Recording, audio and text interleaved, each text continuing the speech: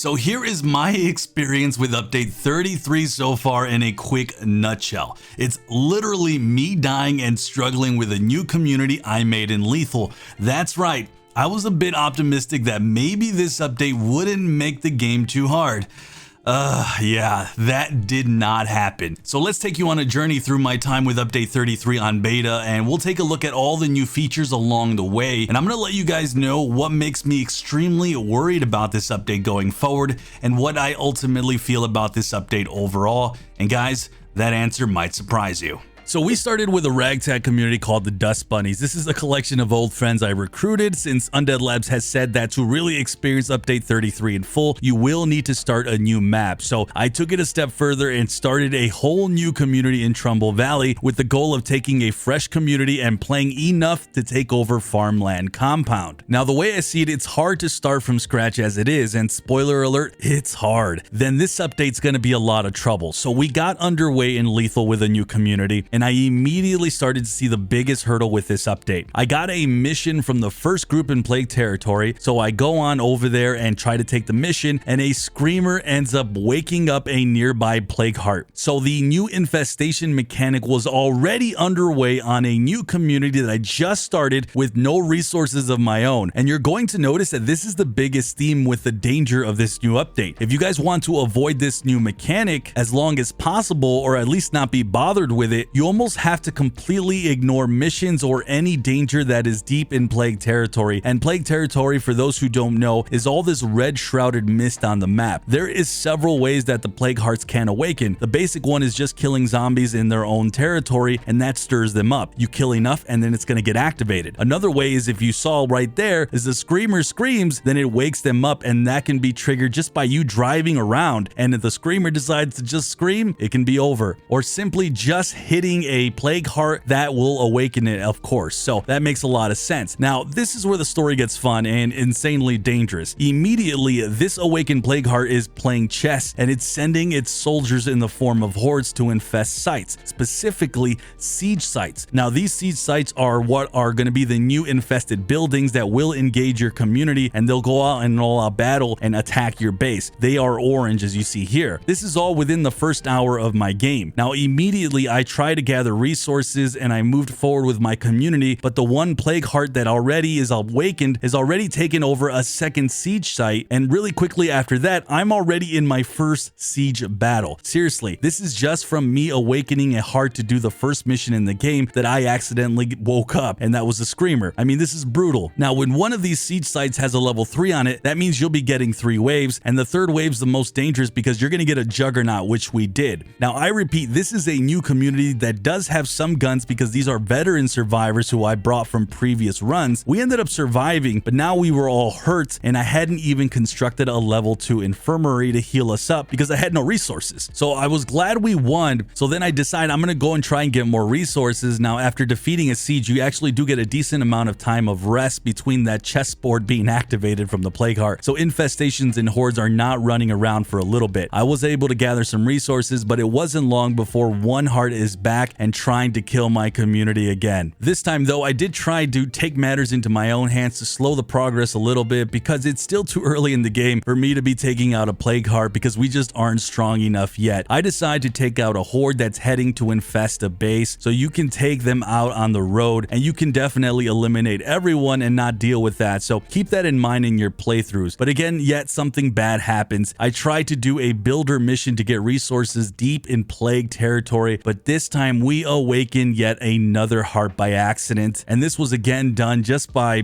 having to survive, and there was a screamer that screamed, and a second heart is now active on the map. I still have only played a few hours in. Not long after this second heart, we have now engaged in a second siege, and this was by far a fight I was worried we couldn't win, as we hadn't even recovered from the first. On the bright side, neither siege site got to level 3, but man, it was not a good situation. But one of the coolest parts of this update manifested here, and I got to see it and I loved it. So the hordes from the sites will move in on your base. They actually hang out on the perimeter until all the other hordes are ready to go. So then you kind of have this cool scene where the screamers are constantly screaming and gathering the hordes and gathering the troops to invade you. For me, this was kind of like an iconic scene in my playthrough, and it just made me feel like, okay, my community, we're ready for this fight. It almost pumped me up, but ultimately this was a struggle due to a feral that almost wiped out my girl here. She only had minutes left for her cure. I was able to grind it out. We got some plague samples earlier, but I didn't have one crafted. So in the middle of a siege, I needed all my other brave soldiers to keep cover while Marty, our brave girl here, she ran to save her own life. Lucky that she did, but man, this was a close call. We ended up winning this, but it was hard. And as you guys can see, this was just an insane struggle. And at this point early in the game, I really said, okay, I know this isn't realistic. I wanted to take matters into my own hands because these plague hearts were aggressive and they were not playing fair. Now, one of the new mechanics are you can set up traps, and one of the infested sites was near one of my outposts. So I did exactly that, and I used this as leverage to help destroy an infested building nearby. This is a great way to buy time because you can also use zombie to draw all the hordes this way, and then you can set up mines and it'll buy you time. If you have an established community with lots of resources to do this, you will be able to buy yourself quite a bit of time to not worry about the infestation mechanic. Sadly, as I keep repeating to you guys, this was the new community, and I had plenty of gas just to do the mines, but not to do the zombie. I also decided to turn the tides. I was going to recruit a Red Talon member to destroy these plague hearts and take out these higher tiered infestations. So I feel like I cheated a little bit by doing this, but I didn't want my community to die so early in the game because this was getting insanely hard. So we welcomed to the team Gem and we started going on the attack. Now, the first thing I wanted to do was test out the new loot drops that when you kill these level 3 infestations you get. If you happen to take out freaks that are non-screamers at these infestations, you're gonna get loot. Level 3 comes with a juggernaut, and if you kill this jug, you get a gun or even facility mods. And I ended up killing a juggernaut and I got a rifle ammo press. So I thought that was very cool and something my community needed. Also, the other infestations, the other freaks, they can drop ammo and things of that nature, and these level 3s will drop some good stuff. Now, since I had this badass Red Talon member, I said, screw it, time to take the fight to the plague hearts and take this city back. But man, this went good and it also went bad. On my quest to kill a heart, I did some cheating of the game to make this easier, and I blocked out some of these Zeds from getting, and I took out some plague hearts. One of the new mechanics is now you can kill a heart. There's others nearby that will wake up when you kill one. So I woke up 2 more, and so what I thought was me being offensive and taking control ended up getting more chaotic. If you guys aren't noticing, that's kind of a theme with update 33. This is just how it goes. So I went to try and kill those new hearts. I almost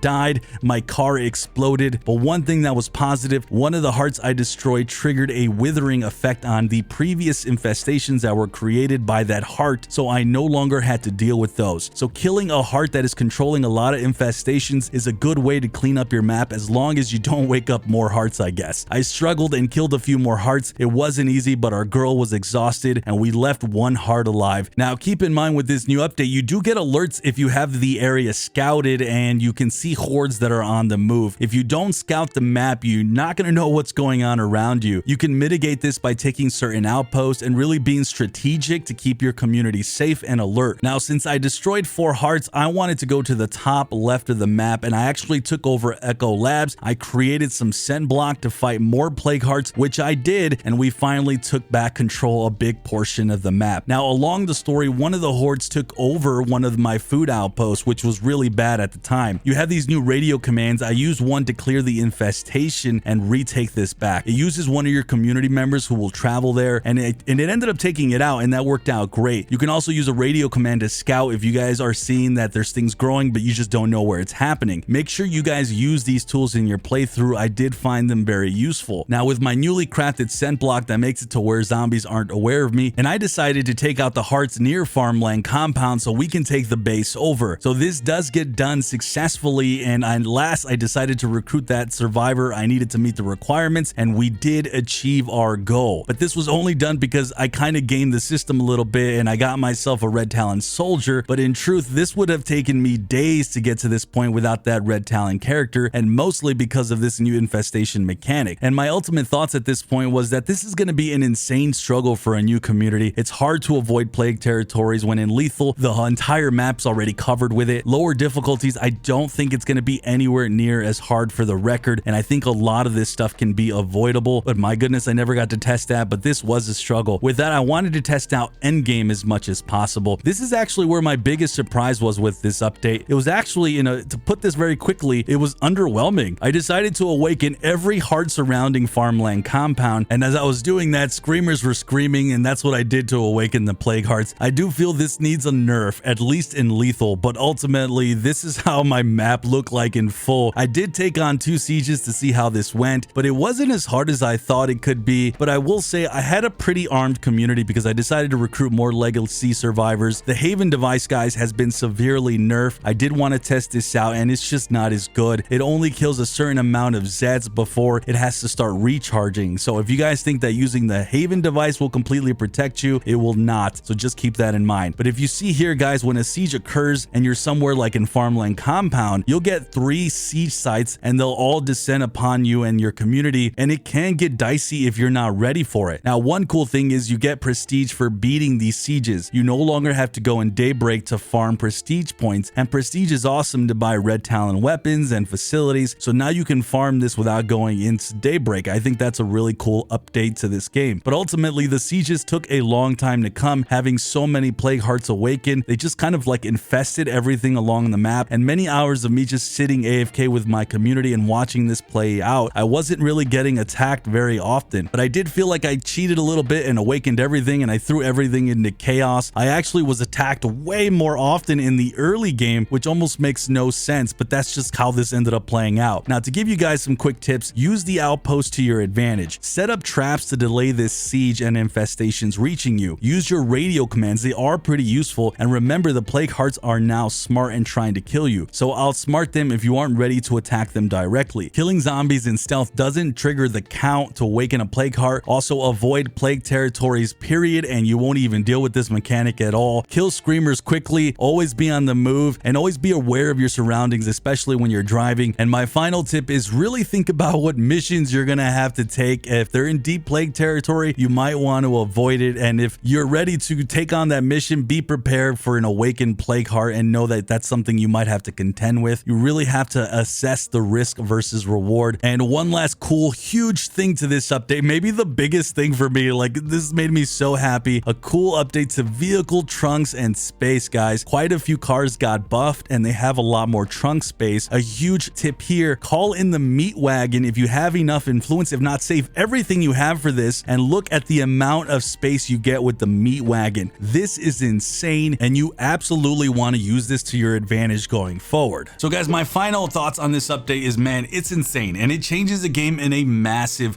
way. It's a fresh way to really play this title, and in the early game, I think it is hard if you have new members, and I really think there's a little bit of a misbalance here, especially in lethal, and that does make me worried going forward. But overall, if you have an experienced group with a forever community, you already have established resources, I think you're going to be completely fine. It really makes the game a lot more exciting because you just don't know what's going to happen at any given moment. It's not as intimidating as I thought it would be in the end game, but it's also not as easy as well. I love the new loot drops, the new prestige, the new outpost traps. It really makes this really old zombie game now super fun and a unique experience. If you guys want a more in-depth mechanic video, I have one that I did months ago, but also check out Riv D. He has a full breakdown on his channel, and he's a great content creator. Make sure you guys follow him. But if you guys want some predictions about State of Decay 3, that's something that I think I have a video on my other channel that I just did today, so check that out on the screen.